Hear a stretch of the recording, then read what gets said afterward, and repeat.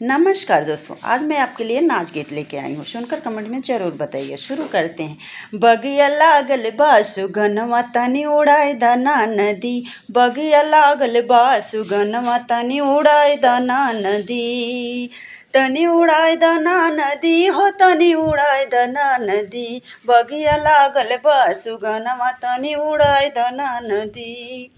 सोने की थारी मजेवना परोसेऊँ, सोने की थारी मजेवना परोसेऊँ, बलम जेवनौ न जेवै मनाय दना नदी, बलम जेवनौ न जेवै मनाय दना नदी। बगिया लागल बा सुगनवा तनी उड़ाय दना नदी, बगिया लागल बा सुगनवा तनी उड़ाय दना नदी। लाची लवांग राची बीरा लगाए, लाची लवांग राची बीरा लगाए, बिरवा कुचैना बलमुआ तनी मनाय दना नदी, बिरवा कुचैना बलमुआ तनी मनाय दना नदी।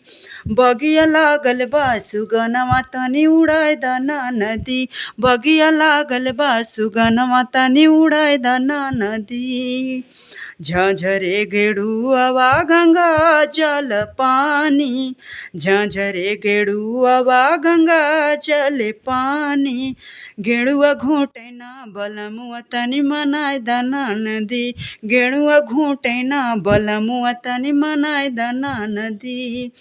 बगिया लागल बा सुगनवा तनी उड़ाय दना नदी, बगिया लागल बा सुगनवा तनी उड़ाय दना नदी, तनी उड़ाय दना नदी हो तनी उड़ाय दना नदी, बगिया लागल बा सुगनवा तनी उड़ाय दना नदी।